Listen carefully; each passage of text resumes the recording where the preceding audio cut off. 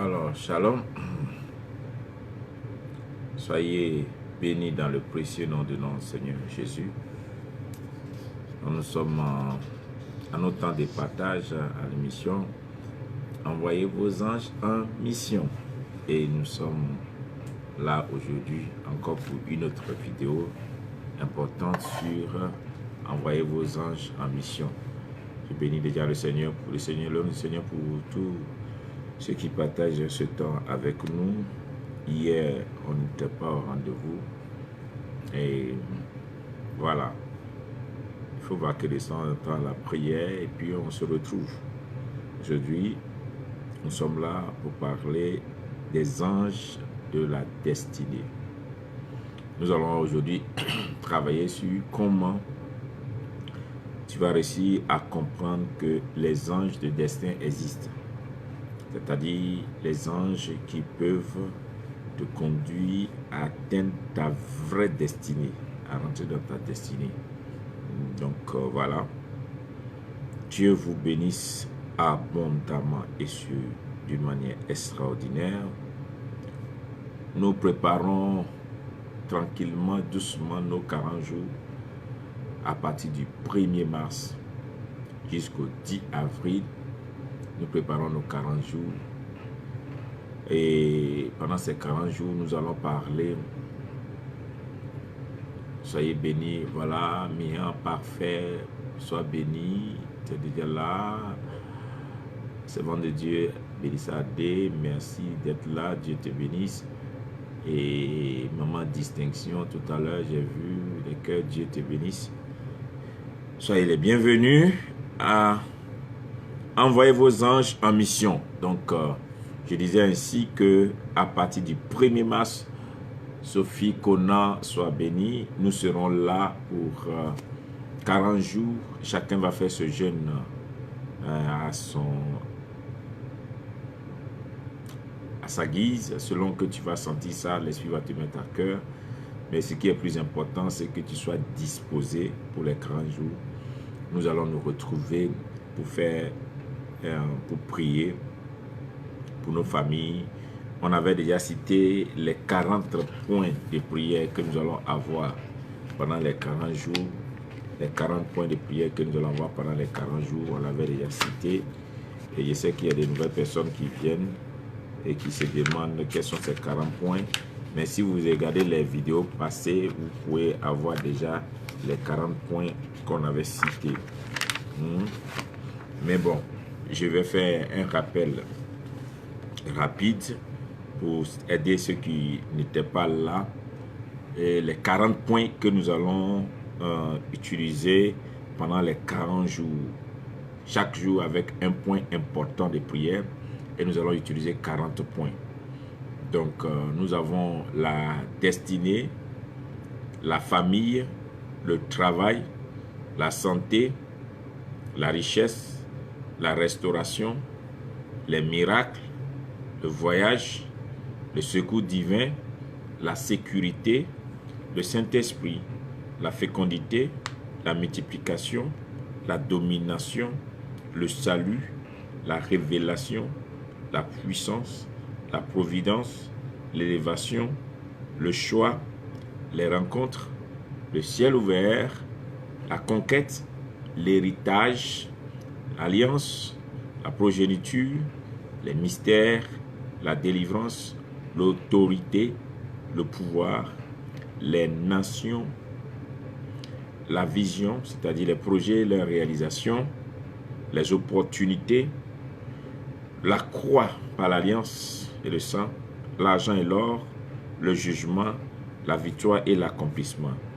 Donc, nous allons parler de ces choses. Bien sûr, nous aurons l'occasion de parler de la repentance, parler de la sanctification. Nous allons parler de tous ces détails pendant les 40 jours. Et on va se préparer et on va prier effectivement d'une manière intense, en ligne, en direct. Dieu n'est pas de limite. Tout est possible à celui qui croit. Et nous allons nous attendre certainement à la main de Dieu au surnaturel qui va nous faire du bien. Soyez bénis, soyez bénis, soyez bénis, vous tous qui êtes là. Que le Seigneur vous bénisse. abondamment. On va écouter un chant et après, nous allons commencer aujourd'hui sur un thème important que je vais amener les gens à découvrir, les anges de la destinée. Et aussi, je veux amener quelqu'un à comprendre qu'est-ce qui peut t'amener à rencontrer ou bien l'ange de la destinée. Et tant que tu n'as pas la vraie définition de ta vie, on va y arriver. Tout à l'heure, Dieu vous bénisse. Steve Crow.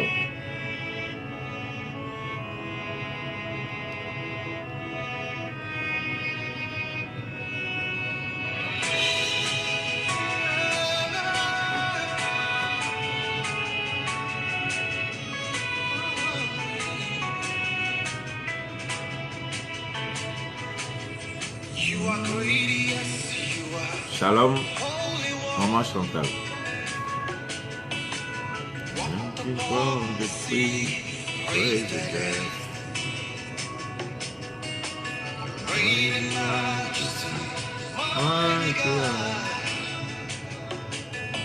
Everything routine about you is great. You are great, yes, you are holy God. Walk upon the sea, raise the dead. Shalom, prophète. Ah oui, Queen B. Bianca. Shalom, Bianca. Comment va? Everything routine about you is great. You are great. You are great. You are great. Shalom, Maman Agnès Didi, Maman Momol. Shalom, Maman Melelat. He's great. You are great. You are great.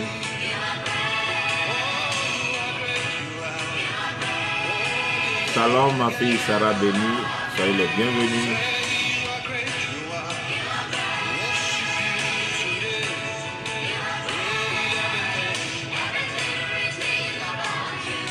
He's great.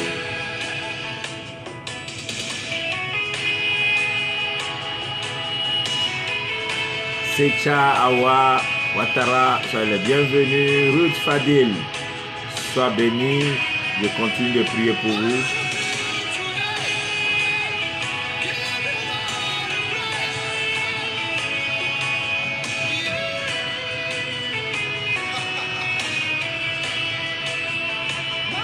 Ouais.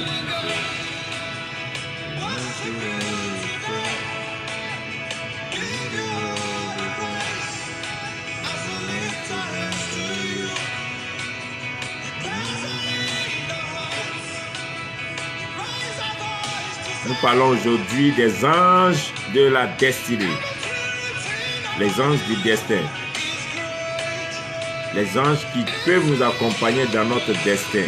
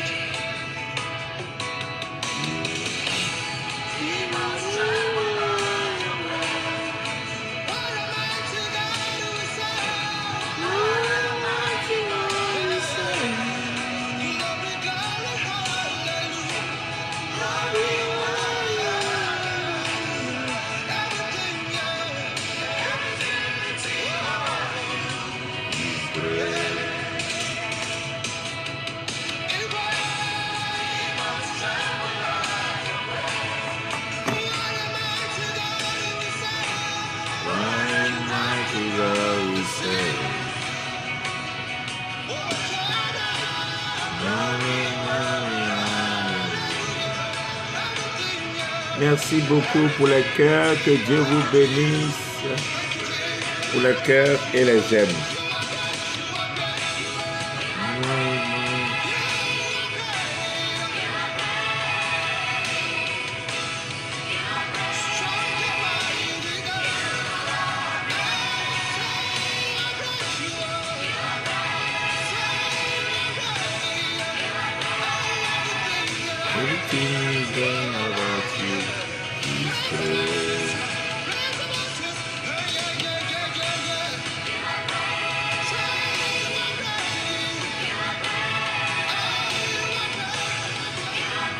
nous avons un Dieu puissant, un Dieu glorieux, un Dieu de signes.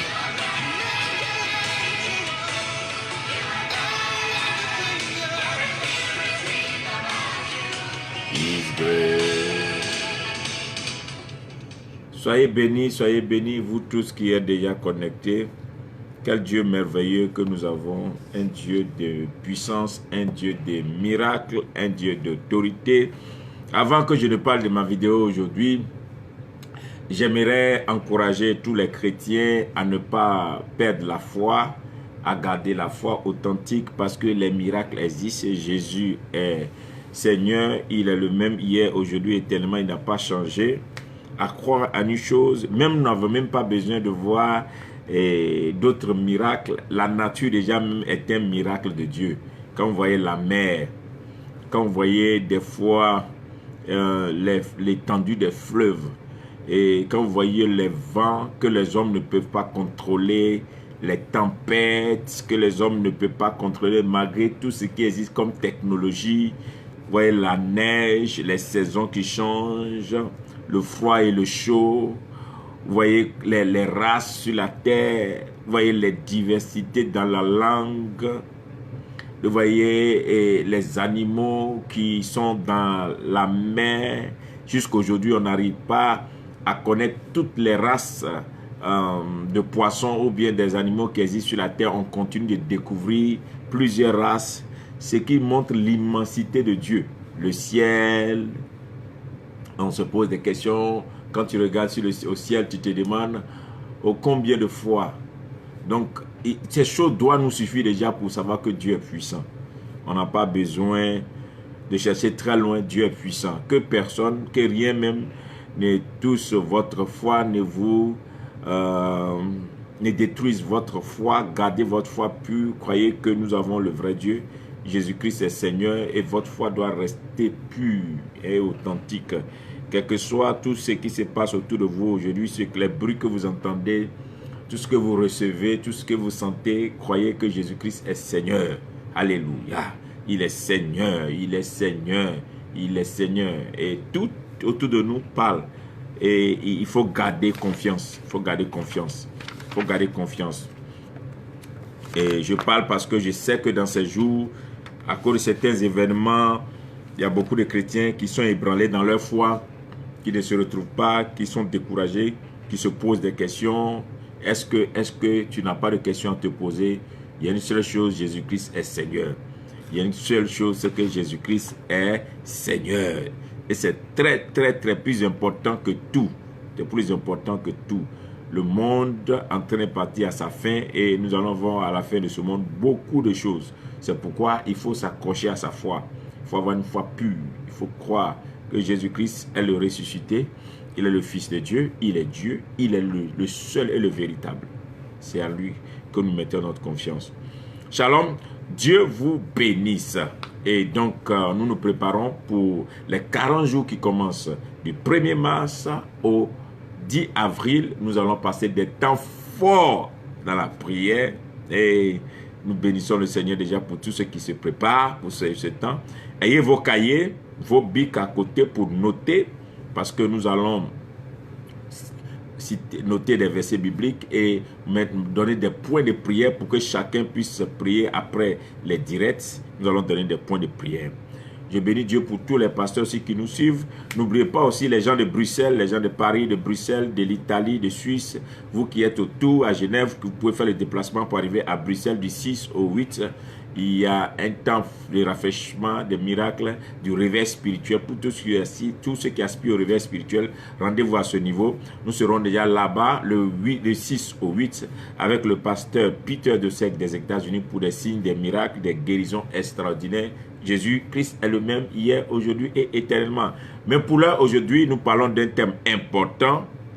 J'ai dit, la vie est une définition. C'est ce que tu comprends de la vie. C'est la définition que tu vas donner à ta vie.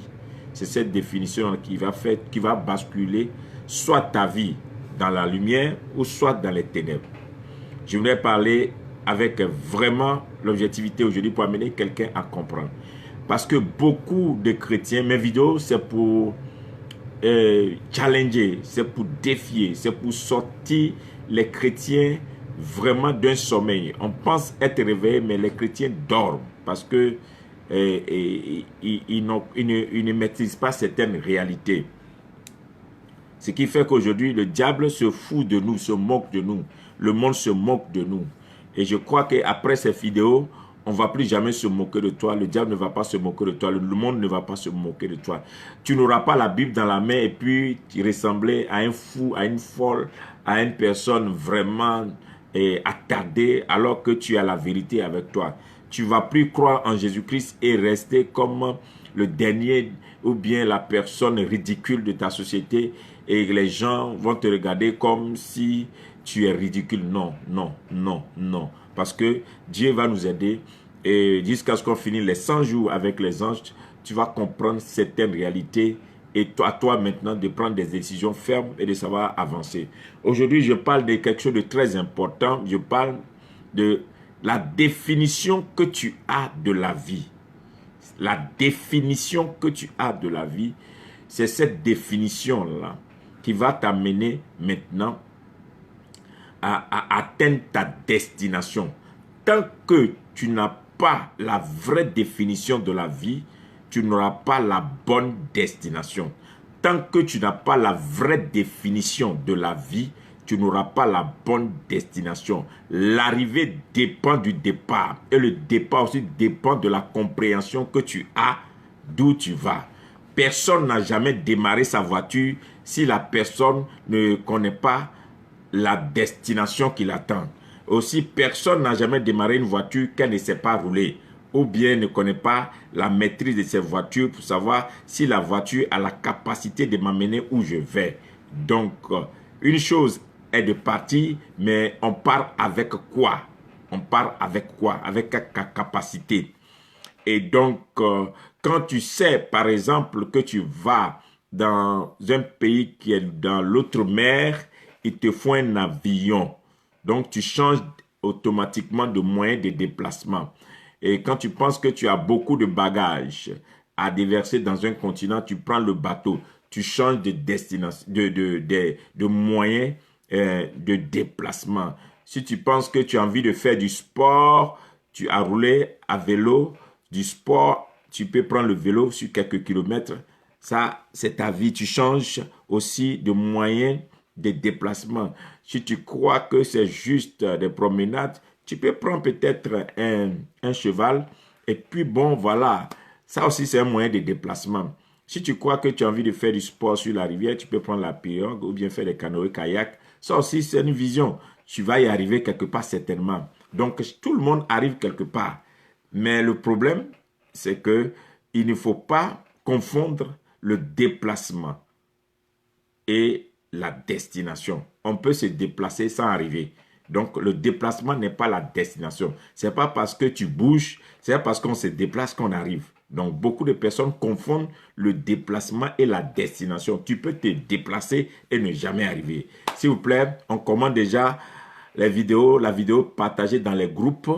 Partagez la vidéo dans les groupes de vos amis, dans les groupes et puis sur les pages officielles, ce qui permettra à beaucoup de personnes d'être bénis. Notre objectif, ce n'est pas qu'on nous voit, qu'on nous entend, non. Notre objectif, c'est que beaucoup soient bénis. C'est une forme d'évangélisation pour que les gens sortent vraiment de beaucoup d'ignorance. Je connais beaucoup de chrétiens qui croient fermement qu'ils sont dans la vérité, mais ils sont ignorants. Vraiment des aveuglés, des gens qui sont très aveuglés et qui croient fermement à ça. Et j'ai été victime aussi. Il y a des années de cela, j'ai été victime en tant que chrétien. Comme je répète toujours, moi, c'est depuis l'âge de 9 ans que je suis dans l'église. J'ai été victime en tant que chrétien. J'ai été victime de cette forme d'aveuglement spirituel. On est dans l'église, on croit fermement à des choses qu'on pratique. On veut même mourir pour ça, alors que je suis sûr que le ciel se moque de nous, les anges se moquent de nous. Quelle ignorance, combien d'ignorance. Donc c'est pourquoi il faut aider quelqu'un à sortir de l'ignorance en partageant cette vidéo, en donnant cette vidéo dans les groupes avec des amis ou bien sur les pages officielles, ce qui va permettre à beaucoup de personnes de renouveler la mentalité, leur mentalité. Donc j'étais en train de dire que le déplacement n'est pas la destination. Ce n'est pas parce que tu te déplaces, ce n'est pas parce que tu fais beaucoup de mouvements que ça veut dire que tu vas arriver. Il y a beaucoup de personnes qui ont l'impression que non, vous voyez, je bouge beaucoup, non, vous voyez que non, je fais beaucoup de choses à la fois, non, donc c'est sûr que je vais réussir. Ce n'est pas ça, c'est pas ça. C'est pas parce que tu fais beaucoup de choses, tu bouges beaucoup que tu vas arriver. C'est la première des choses pour savoir que tu dois arriver, c'est la définition que tu as de la vie. La vie est une définition. Première des choses, tu dois comprendre ce pourquoi tu es né. Tant que tu ne le comprends pas, tu dois t'asseoir et toi-même te poser une question. Je suis né pourquoi? Dieu a permis que je naisse dans telle famille, pourquoi? Je suis devenu chrétien, pourquoi? Je suis converti, pourquoi?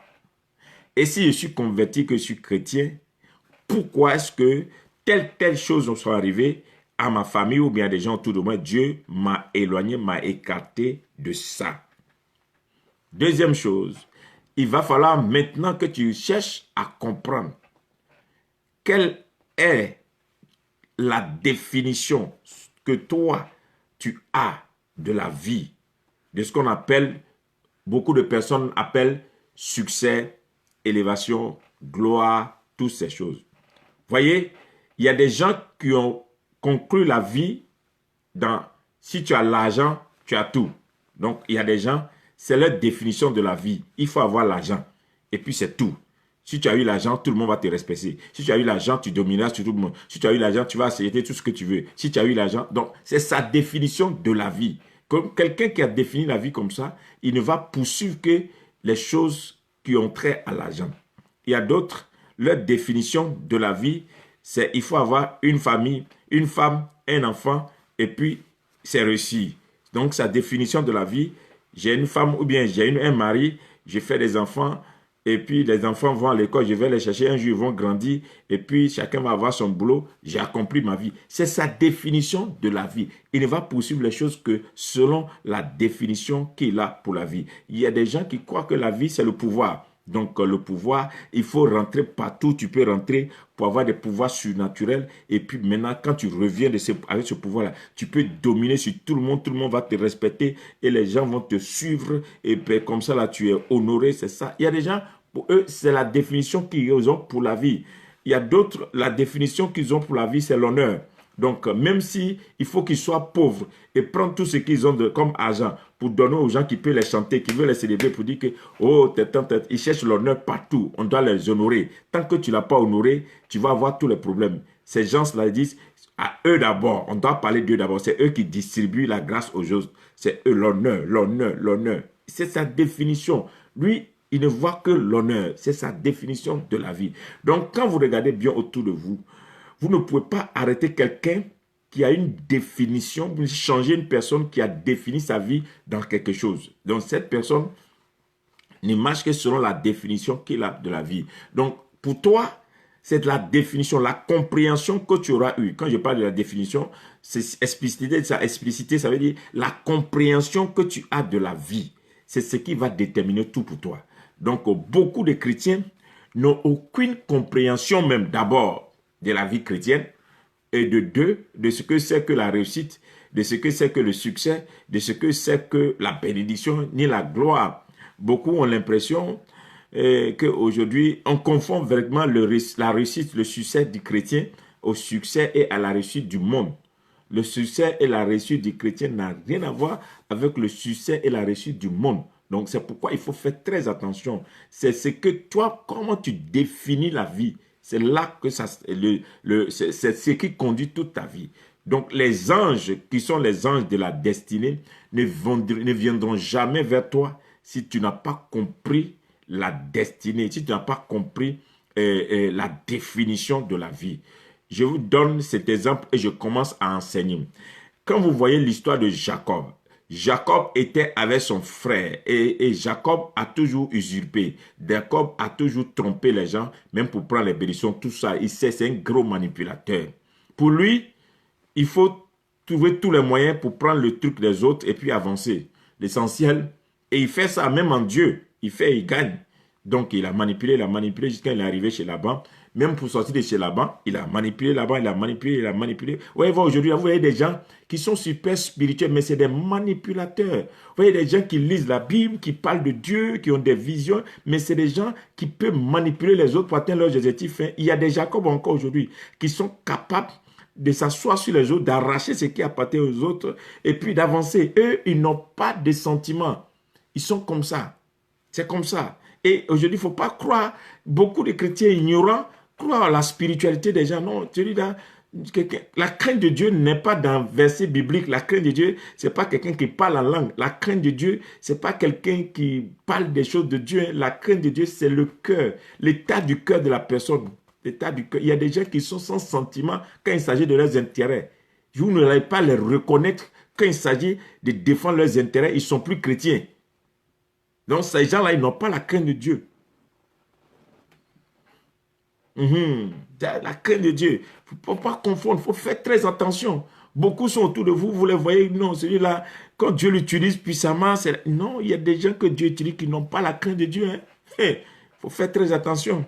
Très, très attention. Donc, c'est qu'il a, de toute façon, lui, il a défini sa vie. Il va t'arranger pour que tu rentres dans son plan. Il va s'arranger pour te clouer, pour te tourner, pour que tu rentres dans son plan. Ils sont les gens qui ont la crainte de Dieu, qui aiment les autres. Parce que ceux qui ont la crainte de Dieu, ils ont l'amour de l'homme. Ils savent partager, ils savent positionner, ils savent valoriser. Ils savent céder la place à l'autre. Ils savent concéder quand il faut.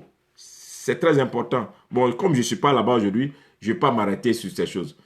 Mais regardez bien. Quand on est arrivé à ce niveau de la définition, une fois que tu as une bonne définition, et Jacob n'avait pas cette définition, il se promenait, lui, tout son truc, il faut qu'il ait, faut qu'il ait, faut qu'il ait, faut qu'il ait, faut que j'ai, faut que j'ai, faut que j'ai. Faites très attention à toutes ces personnes, les gens qui ne veulent que pour moi, je dois avoir, je dois avoir, je dois avoir, je dois avoir. C'est des gens qui sont comme des rogniers qui ne produisent pas, ou bien il y a un arbre là, j'oublie, je pense que c'est le pin, cet arbre qui va tout droit, qui n'a pas de branches. Donc, lui seul là, le sommet, jusqu'à au moins, tu vois. Et ces branches-là, ce ne sont pas des branches solides où on peut se reposer. C'est comme l'arbre, le sapin. Le sapin est très beau. Taillé, il est très beau dans le jardin. Mais le sapin ne peut même pas porter des oiseaux d'un certain niveau. Donc, on laisse seulement pour la beauté du jardin. Il y a des gens comme ça, ils sont comme des arbres, mais leur beauté ne peut pas transporter, supporter des vies, supporter des gens. Personne ne peut rentrer en eux pour réussir. Personne ne peut les rencontrer pour devenir quelqu'un. Ils sont eux seuls bénis. C'est eux seuls qu'on doit voir. C'est eux seuls qui sont bénis. C'est eux seuls qui sont élevés. C'est eux seuls qui ont tout. Et les autres autour d'eux ne les suivent que pour les applaudir. En tout cas, je prie pour vous. Que le Seigneur vous aide. Et que vous ne tombez pas sur ces catégories de personnes. Vous devez rencontrer des gens qui sont capables d'étendre leurs branches, vous faire reposer sur leurs branches et peut vous évoluer aussi. Des gens capables de vous faire monter du bas jusqu'en haut. Il y a des gens capables de vous céder des places pour qu'on vous voit aussi. Des gens capables de vous donner de la valeur. C'est très important. Il faut prier toujours pour que Dieu mette sur ta route des gens comme ça. Sinon, tu ne vas pas réussir dans la vie parce que la définition, quelqu'un qui a pour définition sa vie et que lui, sa vie ou bien elle, sa vie, c'est de craser. Tu ne peux pas réussir à transformer la personne. Jamais. Il faut comprendre. C'est très important. Alors, quand tu auras compris qu'est-ce que c'est que la telle définition, toi, tu t'es donné de la vie, c'est selon cette définition maintenant que tu vas commencer ta destination. Donc, beaucoup ne sont pas dans leur vraie destination parce que d'abord, on leur a mal interprété ce qu'on appelle la vie. D'autres n'ont jamais eu le temps de s'asseoir pour réfléchir sur leur vie. Ça va, mais moi-même là, je suis ici pourquoi? Je cherche quoi? Pourquoi je suis ici? Pourquoi Dieu m'a amené dans tel pays ou bien tel pays? Pourquoi est-ce que je suis devenu chrétien? Pourquoi est-ce que Dieu m'a donné un don? Pourquoi est-ce que Dieu veut m'utiliser? Pourquoi? Pour faire quoi? Mais beaucoup sont rentrés dedans parce que, bon, c'est d'habitude tout le monde comme ça, on fait évangélisation, on prie pour les malades, on fait église, on fait croisade, on fait telle chose, et puis c'est tout. Non! Dieu là, il n'a pas utilisé Abraham de la même manière qu'il a utilisé Isaac, il n'a pas utilisé Isaac de la même manière qu'il a utilisé Jacob, il n'a pas utilisé Jacob de la même manière que... Jacob n'a pas fait la conquête de l'Égypte. C'est Joseph qui a fait la conquête de l'Égypte. Donc, Dieu peut t'utiliser. Seulement, il faut que tu aies une définition de ton appel, une définition de ta vie. La vie est un appel. Donc, quand tu es né, Dieu a mis un cachet sur toi. Dieu a mis un destin sur toi. Et Dieu veut t'amener quelque part. Mais est-ce que toi-même, tu sais où tu vas avec Dieu? Quand tu sais, tu comprends déjà la définition et que tu sens en ton âme que moi, là, Dieu m'a fait pour m'occuper des orphelins. Et que je dois m'occuper des orphelins. Toute la terre va t'applaudir dans les orphelins. Si toi, tu es convaincu que Dieu t'a fait pour que toi, un jour, tu sois un grand politicien pour sauver ta nation, tu vas le faire. Si tu es convaincu que toi qui m'écoutes là, Dieu t'a fait la grâce et que toi, tu auras de l'argent à telle enseigne que les gens qui sont autour de toi, tu vas changer leur vie financièrement. Dieu te bénira. Mais il va falloir que toi-même d'abord, tu t'asseyes et que tu réfléchisses pour d'abord, mais qu'est-ce que j'ai? Qu'est-ce que je transporte? Qu'est-ce que je transporte? Si tu ne connais pas personne, quand tu vas comprendre ça et que tu vas découvrir ça, tu vas comprendre maintenant. Parce qu'il y a des gens qui sont là à l'école, ils ne savent même pas pourquoi ils sont là à l'école. J'ai rencontré beaucoup de chrétiens fainéants qui sont là à l'école, qui ont de gros diplômes, qui ne savent pas que Dieu les a amenés à l'école pour créer seulement des entreprises. Mais ils cherchent travail, ils ne trouvent pas. Ils ne comprennent pas pourquoi même ils cherchent travail, ils ne trouvent pas. Et ces gens-là vont rester là pendant des années, et puis c'est des gâchis. Il y a des gens que Dieu a fait venir partir dans des pays, ils sont arrivés dans ces pays et ils ne sont plus jamais contrôlés. Ils ont commencé à se comporter comme les gens de ce pays. Ils se sont dit que non, moi je suis ici maintenant, ma vie a changé, mais aucun pays n'a jamais changé la vie de quelqu'un. Un pays n'a jamais changé la vie de quelqu'un. Ça, c'est des rêves utopiques. Un pays n'a jamais changé la vie de quelqu'un. Mais ce qui change ta vie, c'est la compréhension que tu as de ce pourquoi Dieu t'a amené là-bas. Donc, les gens qui sont arrivés dans des pays étrangers et qui ont réussi, c'est des gens, quand ils sont arrivés, ils ont compris les choses autrement. Et ça me les a amenés maintenant à prendre des décisions. Alors, quand tu comprends la chose autrement, tu commences à prendre des décisions. Premier point, c'est les décisions qui vont influencer tes premiers pas vers la destination, vers le destin. Ce sont tes décisions qui vont encourager ou bien tes décisions qui vont tracer tes premiers pas vers le destin, tes décisions. Deuxième chose, quand tu as compris ta vie, après les décisions, il y a les projets. Après les décisions, tu commences à avoir des projets. Ce n'est pas qu'on t'amène des projets, tu commences à faire des projets. Troisième chose, quand tu as fini de faire les projets, tu as une force surnaturelle qui vient en toi, qui te dit que tu peux le faire.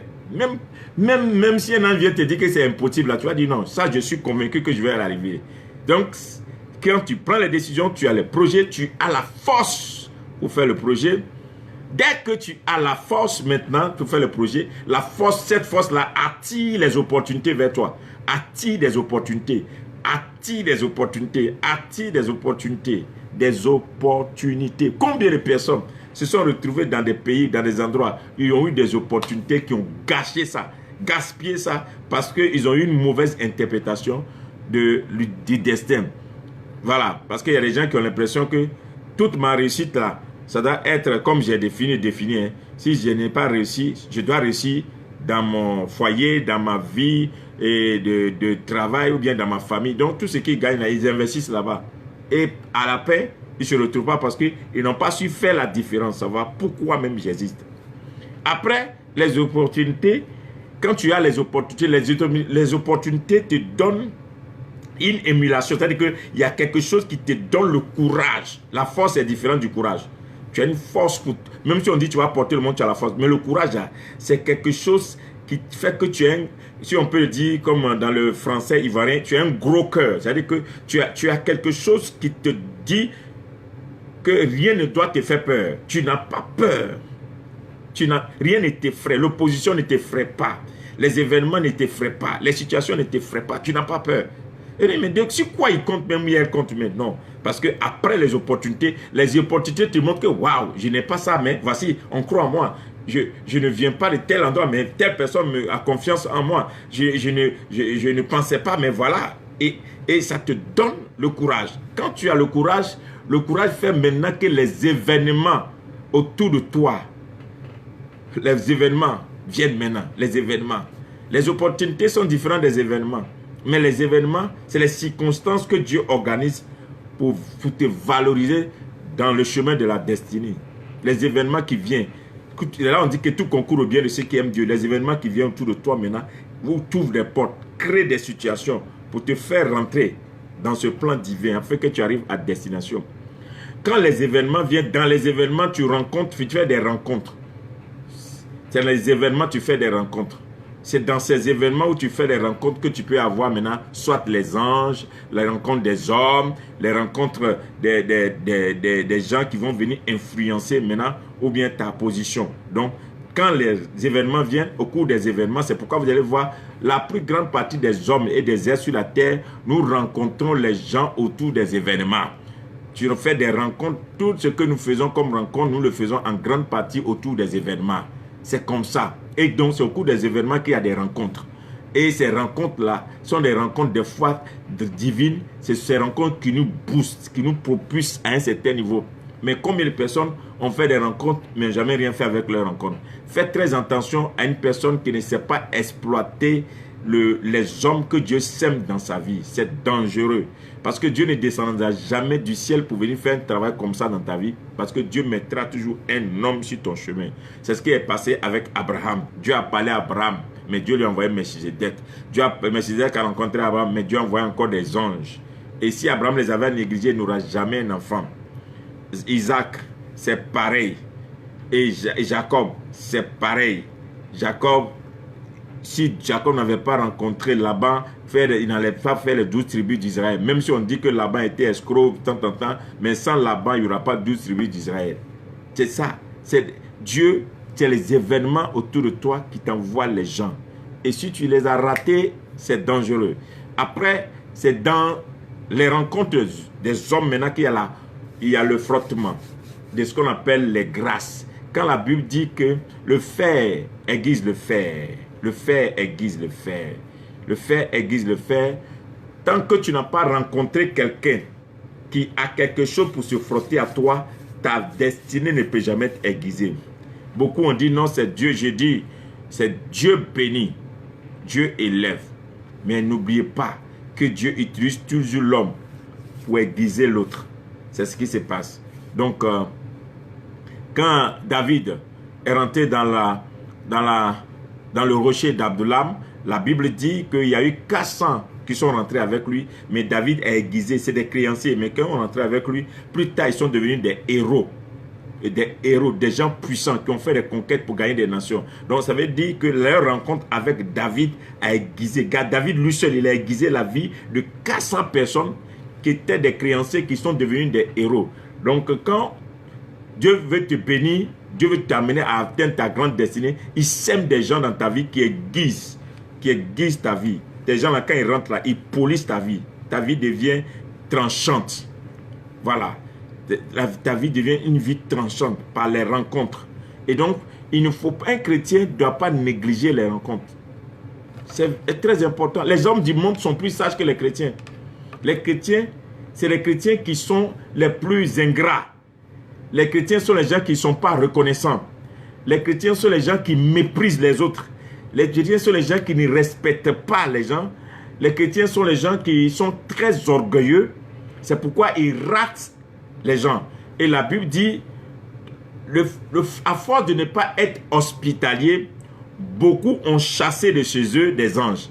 Donc quand tu as cette nature où tu ne respectes pas les gens, tu es orgueilleux, tu penses que tu te suffis, tout le monde doit venir à ta table parce que c'est toi qui aurais réussi.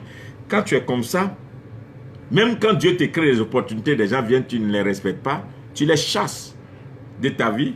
Et puis bon, voilà. Personne ne réussira sur cette terre sans rencontre. Jésus qui est Jésus, il a fallu Jean-Baptiste pour lui préparer le chemin. Jésus qui est Jésus, avant que j'arrive à Jésus. Jésus qui est Jésus, si les rois mages n'étaient pas venus l'adorer, qui allait leur commencer à l'adorer? Jésus qui est Jésus, les rois mages étaient venus.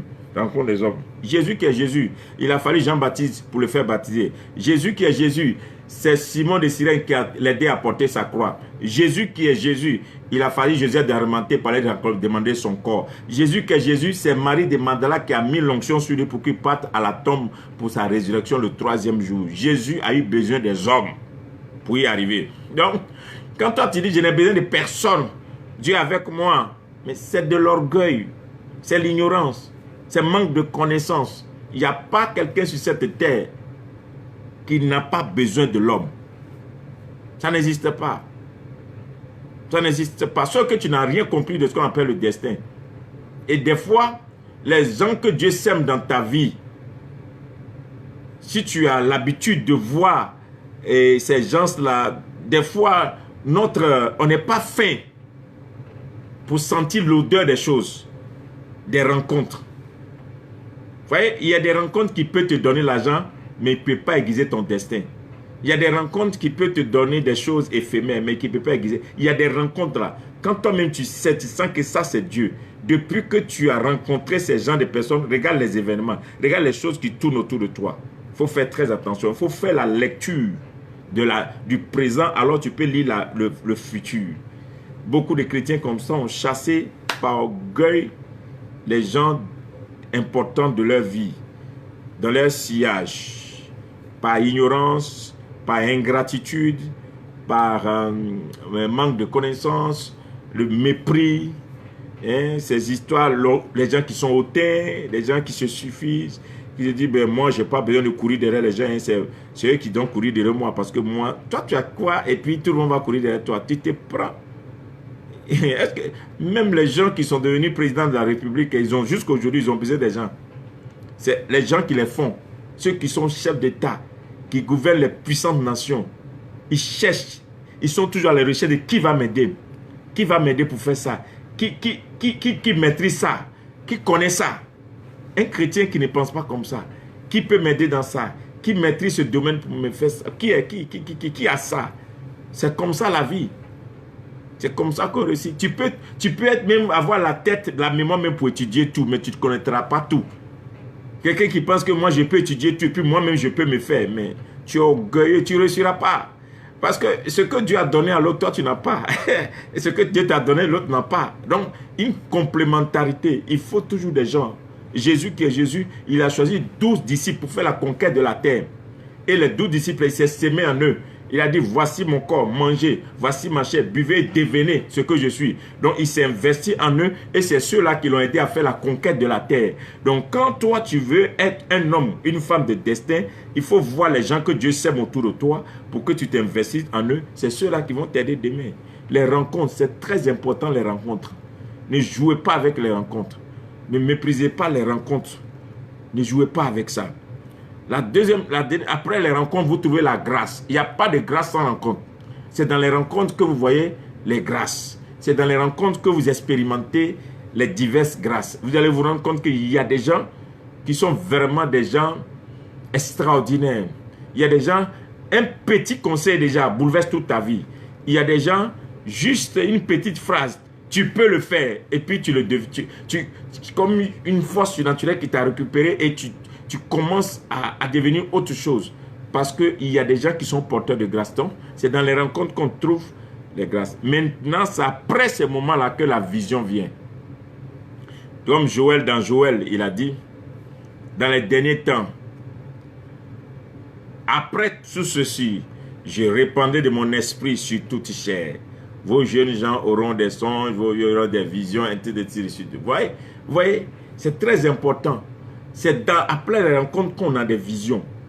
La vision de la vie, c'est quand, en réalité, Dieu t'a fait et que tu as rencontré des situations ou bien des gens, après des débats, des causeries, tu as compris maintenant, waouh, c'est que je ne savais pas que je pouvais faire ça.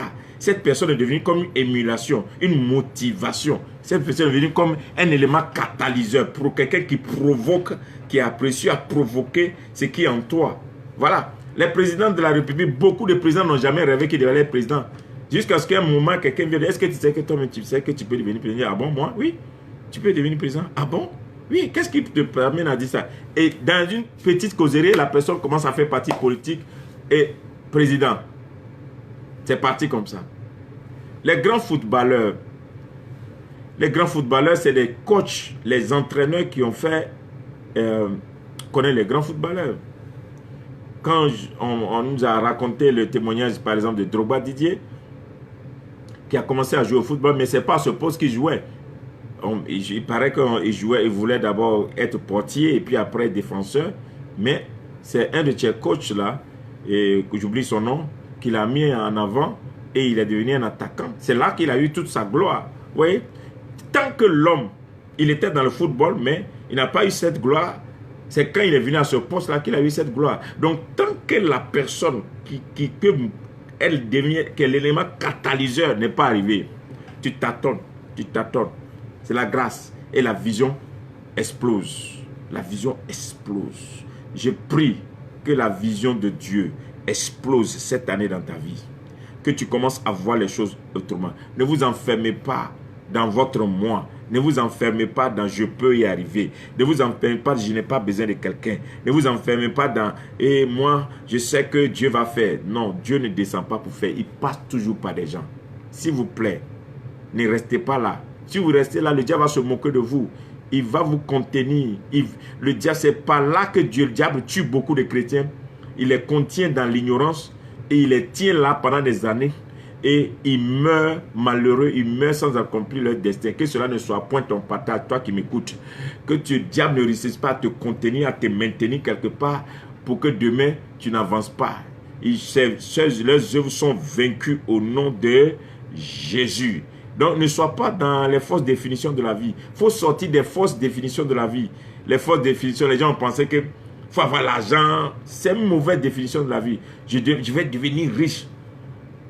Non, c'est quelque chose qui rend les gens riches. Je vous dis la vérité. C'est quelque chose qui rend les gens riches. Pour devenir riche, il faut trouver ce qui va te rendre riche. Tant que tu ne l'as pas trouvé, tu ne seras jamais riche.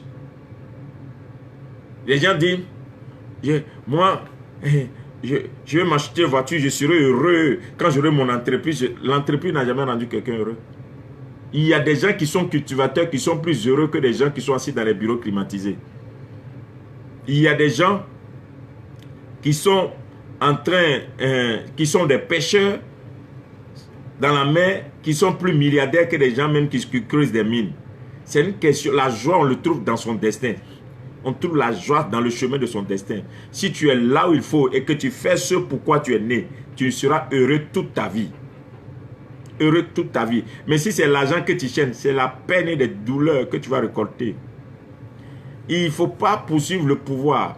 Le pouvoir sert à quelque chose. Si tu cherches le pouvoir pour devenir, tu ne vas jamais faire quelque chose de bon avec le pouvoir. Tu vas finir par écraser les gens. Le pouvoir, c'est pour t'aider à accomplir ce pourquoi tu es né. Donc, tant que tu n'as pas compris, tu n'as pas la vraie définition de la vie, ne cherche pas le pouvoir. Tu as ça là, tu vas mal utiliser. J'ai rencontré beaucoup de personnes qui ont mal utilisé même le don de Dieu, le pouvoir que Dieu leur a donné.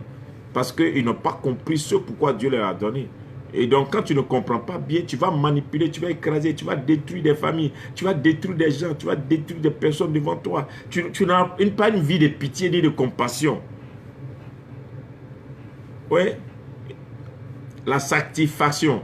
Les gens qui ont une vision sur la satisfaction personnelle, la chair. La Bible dit, vous demandez juste pour satisfaire votre chair, vos besoins. C'est pourquoi vous ne recevez pas. C'est-à-dire que Dieu même l'a dit, mais il y a des choses qu'il ne te donne pas parce que tu ne me montres pas pourquoi tu as besoin de ça. Il faut que tu montres à Dieu les raisons qui te poussent à vouloir ça. Et Dieu va te donner. Et Dieu va te donner. Très important. Donc, les anges de destin existent. Mais ces anges-là ne viendront jamais, ne vont jamais vous localiser si vous ne contrôlez pas la vie. Donc l'ange a localisé Jacob. C'est pourquoi il parle des anges de destin. L'ange a localisé Jacob. Quand Jacob revenait, et puis il s'est arrêté, il dit non, je suis fatigué de cette vie. Je suis fatigué toujours, c'est moi, je dois manipuler les gens pour réussir, je suis fatigué. Et l'ange s'est arrêté. Et il dit l'ange était là, mais Jacob s'est arrêté. Et Jacob dit cette fois-ci, moi et l'ange. Jacob a attrapé l'ange. Il dit, tant que tu ne changes pas ma vie, Tant que tu ne me bénis pas, je ne te laisse pas passer. Est-ce qu'il n'était pas béni? N'oubliez pas que Jacob venait de rendre un témoignage pour lui, Seigneur. Je suis trop petit pour toutes les grâces que tu m'as faites. Je suis passé ici par un seul bâton, mais là, tu m'as donné 2 camps. J'ai 12 enfants. J'ai beaucoup de brebis. J'ai beaucoup de biens. Je te bénis pour... Donc, il est béni. Mais quelle bénédiction il cherche? Il veut dire que malgré qu'il a ça, il n'est pas heureux. Et l'ange va lui dire maintenant son vrai nom. Il dit ton vrai nom c'est Jacob et c'est Israël. Ton vrai nom c'est Israël. C'est quand il a récupéré Israël. C'est là qu'il est devenu une nation. Et la vérité, c'est que Dieu voulait que Jacob devienne Israël, qu'il soit nation. Mais Jacob grignotait des bénédictions, grignotait des plaisirs. Il sacrifiait 14 ans pour trouver femme. Il est très important que tu aies cette définition nette de ton destin, de ta destinée, de ton chemin de Dieu. C'est pourquoi nous cherchons Dieu. Quand tu pries là, ce n'est pas pour des miracles, des petites choses là. Quand tu pries là, dis au Seigneur de te montrer ce pourquoi tu existes. Quelle est ta mission sur la terre? Ta mission sur la terre, c'est quoi? C'est très important. Quand tu connais ta mission, tu es dangereux. Tu as ta mission, tout commence par là. Parce que Dieu t'équipe par rapport à ta mission. Dieu t'ouvre les portes par rapport à ta mission. Il te bénit par rapport à ta mission. Il envoie les gens dans ta vie par rapport à ta mission. Il y a des choses qui s'aiment dans ta vie, c'est par rapport à ce pourquoi tu es né. Maintenant, le surnaturel que nous cherchons en Dieu, dans le salut et dans les anges, qui sont les éléments qui nous provoquent le surnaturel, ceux-là, tu ne peux pas les rencontrer si tu n'as pas compris ton destin. Tu n'as pas compris. Donc, vous voyez, Abraham a rencontré Melchisédek, comme je l'ai dit, mais Abraham a rencontré un ange qui s'est fait bélier. C'est une forme de révélation. Et vous voyez que Moïse aussi a rencontré l'ange dans le buisson Adam, dans la puissance. Donc Abraham, lui, c'est le bélier, la providence. Sa foi, c'est la providence. Moïse, lui, n'oubliez pas que Moïse a vu la vie comme une vie de puissance. Parce qu'il était formé chez Pharaon. Donc lui, il a vu de la domination. Comment dominer sur les gens. Comment dominer. C'est ce que Moïse a vu. Donc quand Dieu s'est révélé à lui, dans le buisson Adam, le feu, le pouvoir est rentré en lui. Il est allé encore avec ce même pouvoir. Il a terrassé Pharaon. Donc, toute sa vie, là, il ne voyait que puissance, puissance, puissance, puissance, puissance. Il est devenu un homme puissant. Il a jeûné 40 jours, 2 fois sans manger, sans boire. Moïse est le seul qui a fait ça dans la Bible. Vous voyez? C'est la révélation qu'il a eue de la vie a changé sa vie. Abraham a eu une révélation sur quoi? La providence. Abraham était fort riche. Il n'est pas mort vite. La Bible, il a eu une vieillesse heureuse, puisque même quand il était jeune. Vous voyez, Élie a vu Dieu comme un Dieu de jugement. Il a pris les prophètes de Baal, il les a tués tous, amené un jugement. Le Dieu qui répond par le feu. Lui, c'est comme ça. Élie. Marie de Magdala, elle a vu Jésus d'une manière que tout le monde n'a pas vu Jésus. Elle allait chercher un parfum très cher pour venir verser au pied de Jésus. Mais toi, là, tu mérites tellement. Mais Marie de Magdala, à cause de sa vision, c'est elle qui a vu la résurrection. C'est elle qui a témoigné de la résurrection. Parce qu'elle a porté l'onction de la résurrection. Ça l'a tiré vers ses pas à se lever très tôt quand les autres dormaient là. Qu'est-ce qui a fait qu'elle ne dormait pas aussi? La destination. Dès qu'elle a mis le parfum très cher sur la tête de Jésus, Jésus a dit, celle-là, c'est qu'elle a fait là. Elle a fait ça sur le jour de ma sépulture et ma résurrection. Non. Quand le temps est arrivé, elle est sortie, elle allait trouver l'ange, elle a vu les anges. Les anges lui ont parlé. Les anges lui ont parlé. Les pieds là, ils ne s'étaient pas sortis. Les anges n'ont pas parlé aux pieds, c'est à Marie. À cause de la vision. Elle a compris sa rencontre avec Jésus, elle a compris ça. Vous voyez, Jacob, c'est la possession. Lui, il veut avoir tout. Il veut avoir tout, il veut avoir tout, il veut avoir tout. C'est comme ça qu'il a compris la vie. Quand l'ange s'est révélé à lui, il a bâti Israël. Aujourd'hui, là, les Juifs, partout, il y a des Juifs, ils possèdent tout. Ils dominent sur tout. C'est ce qui fait que les gens les détestent. Parce qu'ils possèdent tout. Les banques, la richesse, tout. Ils sont toujours ce qui est meilleur. Pourquoi? Parce qu'Israël, il avait la vision de la vie. Je possédais tout, possédais tout. Toi, tu as quelle vision de la vie? Tu as quelle vision de la vie? Une petite vision, une petite définition. Ta définition de la vie, là, c'est ça. Manger, dormir, regarder télé, et puis... C'est une mauvaise définition. C'est ce qui fait que les chrétiens ont caché Jésus dans les églises. Ils ont caché Jésus dans les miracles. Ils ont caché Jésus. Pour un chrétien, tant qu'un aveugle n'a pas vu, c'est qu'il n'y a pas de miracle. Pour un chrétien, tant qu'un sourd n'a pas entendu, c'est que Jésus n'a rien fait. Pour un chrétien, tant que quelqu'un n'est pas venu pour dire que j'avais un cancer, puis le cancer a disparu, c'est que Jésus n'existe pas. Mais pourtant, les nations attendent. Il n'y a pas de chrétien président. Il n'y a pas de chrétien ministre. Les PDG, il n'y a pas une société qu'on peut dire ça, c'est une société des chrétiens. Aujourd'hui, il n'y a pas un pays chrétien, alors qu'il y a des pays musulmans. Il y a des entreprises entières qui sont des entreprises musulmanes. Hein? Aujourd'hui même là, quand vous allez dans les pays, il y a des pays bouddhistes, où c'est fait en sorte qu'on protège les prêtres, les moines, là, on les protège.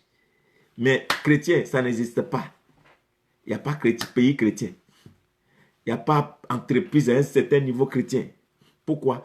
Le chrétien a perdu la vision première où Dieu a dit, soyez bénis, soyez féconds, multipliez-vous, remplissez la terre et assujettissez-la.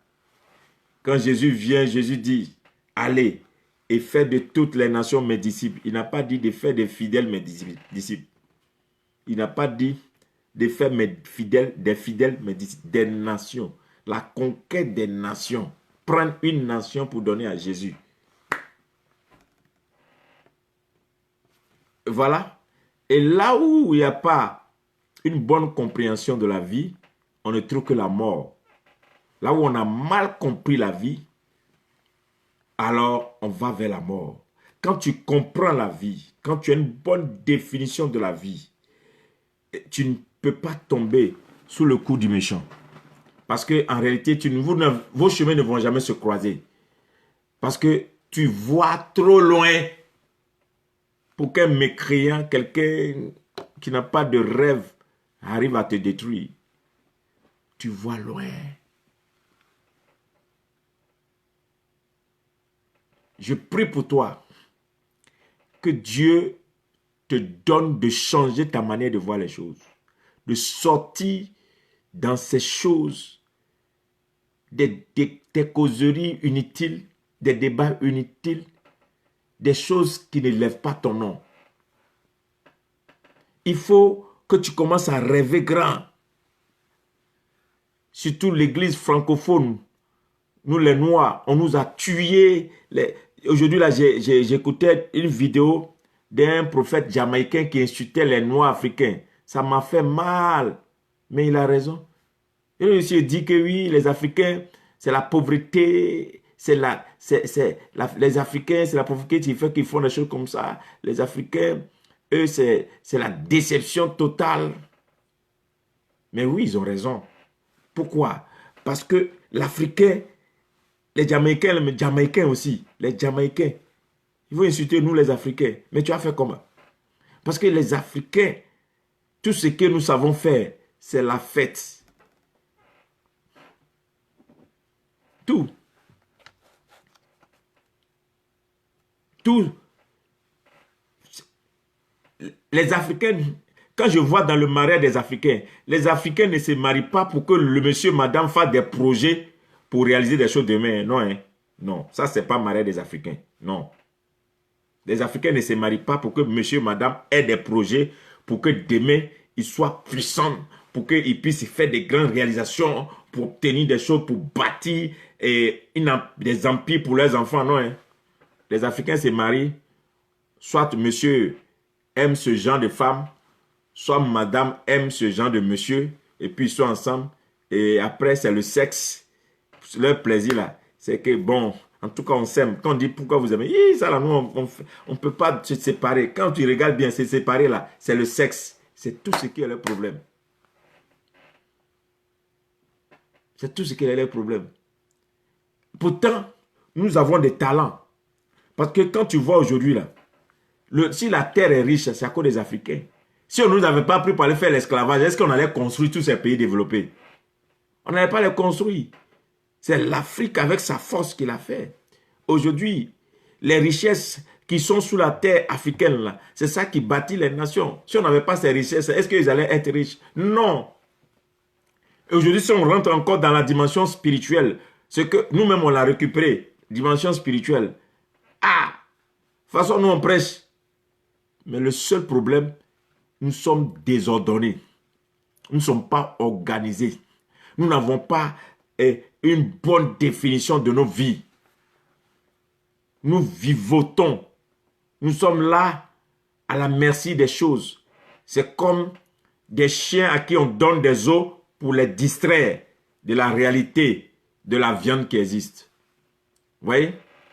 Comme un chien qui va chasser. Il l'amène à la maison et son patron enlève les os pour lui donner. Le patron lui-même, il mange la chair. Et il se bat sur les os jusqu'à ses dents fatiguées. Après, il est couché là. C'est comme ça le noir. C'est-à-dire, il a la force pour acquérir, pour conquérir les choses. Quand tu finis d'avoir là, c'est quelqu'un qui te donne et puis on te donne des miettes. Ta vie doit sortir de cela au nom de Jésus. Si toi qui m'écoutes ce soir, tu ne fais plus partie de ces gens qui vivotent, ces gens qui prennent les miettes au nom de Jésus. Je n'insulte personne, mais je te défie au nom de Jésus. Pour dire, sors de là.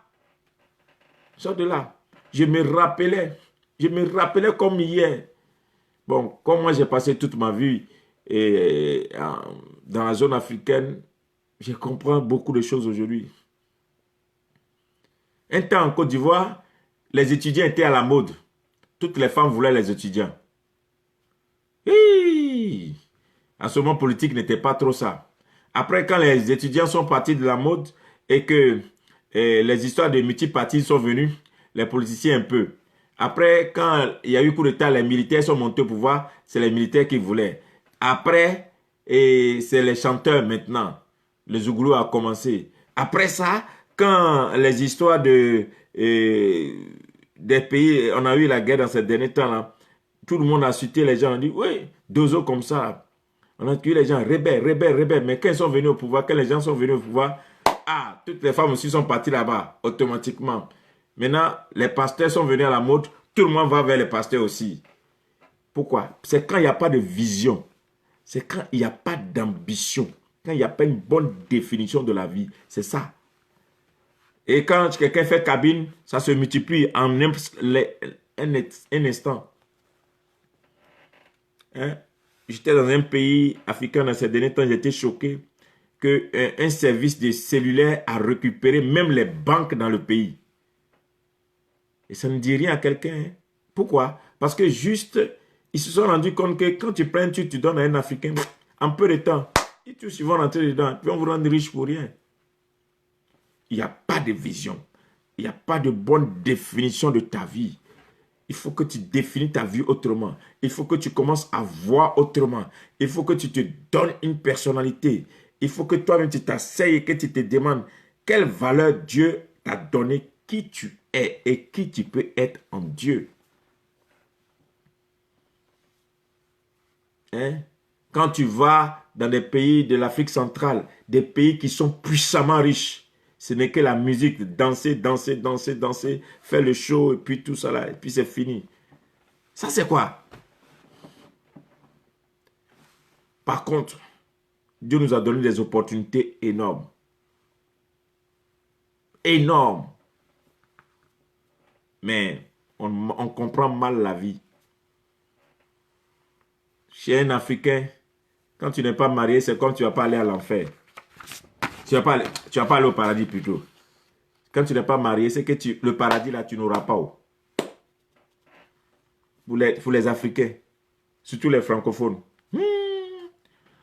Quand le premier souhait de l'année, Cette année-là, que le Seigneur te donne un mari. Amen. Cette année, que le Seigneur te donne une femme. Amen. Que cette année-là. Mais au lieu que tu dis cette année-là, que Dieu te donne de connaître le plan de ta vie. Que Dieu te donne toi aussi pour que tu deviennes quelqu'un.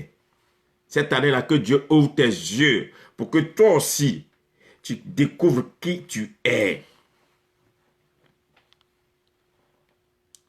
Et puis tu vas voir. Dans les pays qui sont des pays développés, on ne s'élève que ceux qui ont marqué la différence. On ne s'élève que ceux qui sont des héros. Les héros, pour eux, c'est ceux qui ont fait des exploits qui dépassent la normale. C'est ceux-là qu'on s'élève. Depuis quand vous avez vu qu'on a donné médaille à quelqu'un pour dire que, bon, médaille de félicitations parce que tu as fait 50 ans dans une maison et puis bon, tu t'es bien occupé des gens. C'est quoi l'histoire ça? Depuis quand vous avez vu qu'on a fait médaille pour dire que tu as fait le plus grand anniversaire, reçois médaille. Depuis quand vous avez vu que les gens sont venus filmer quelqu'un pour dire que, ah, et toi là, tu es une femme, tu es la plus belle, et puis bon, comme tu es jolie là, reçois médaille. On donne l'honneur, on marque la terre, on emprunte les gens viennent célébrer ceux qui ont eu une vision et qui ont marqué la terre. Ceux qui ont laissé des traces. Et les gens disent non, du jamais de l'homme. Du jamais de ceux qui passent ici, on n'a jamais vu quelqu'un qui a fait ça. Il y a beaucoup qui sont passés par ici, mais on n'a jamais vu un faire ça. Toi, tu es exceptionnel. Et les gens commencent à te célébrer. Après toi, maintenant, les gens cherchent à copier sur toi pour dire, oui, l'autre là l'a fait. Quelqu'un d'autre, nous aussi, on va faire. Et puis on avance, comme que la vie avance. Je crois que toi qui m'écoutes aujourd'hui, Dieu t'a parlé. Tu vas changer, tu vas prier maintenant, demander à Dieu. Tu vas commencer à définir, redéfinir ta vie. Donner une nouvelle définition à ta vie. Donner une nouvelle définition à ta vie, ce n'est pas une raison de mépriser les gens autour de toi, ou bien de faire du mal autour de toi, ou bien de choquer les gens autour de toi. Non. En réalité, même quand tu donnes une bonne définition de ta vie, les gens ne pourront que t'applaudir. Parce qu'ils vont voir que tu es en train de sortir le meilleur de toi. Donc, la bonne définition de ta vie n'est pas d'agresser les gens ou bien de prendre ton échec pour mettre sur la tête des gens pour dire aux gens que c'est eux qui ont fait que tu as échoué. Non. Tu n'avais pas eu le temps. Maintenant, tu n'avais pas la connaissance. Maintenant, tu as la connaissance. Tu as la révélation. Tu as le message. Tu as l'ainsi par l'Éternel. Il faut t'asseoir tranquillement. Laissez-moi vous dire une chose. Ce qui est bâti dans l'agitation ne dure pas. Ce qui est bâti dans l'agitation ne réussit pas. Une personne qui est pressée à prendre des décisions, il n'arrivera jamais. Une personne qui écoute trop les on-dit n'avance jamais dans la vie. Une personne qui est très émotionnelle ne peut pas bâtir. Dieu n'est pas émotionnel. Dieu est esprit. Et Dieu est amour. Ah oui? Il dit l'esprit que nous avons n'est pas un esprit de timidité, mais un esprit de force. Dans le chrétien, il y a un esprit de force, une force tranquille. À tel enseigne que ce qui perturbe les autres ne te perturbe pas. Ce qui déséquilibre les gens ne te déséquilibre pas. Ce qui effraie les gens ne t'effraie pas. Ce qui fait que les gens ont peur. Toi, tu n'as pas peur, tu es tranquille. C'est dans la tranquillité. C'est dans le calme et la tranquillité que Dieu travaille. C'est pourquoi Dieu dit, garde ton calme.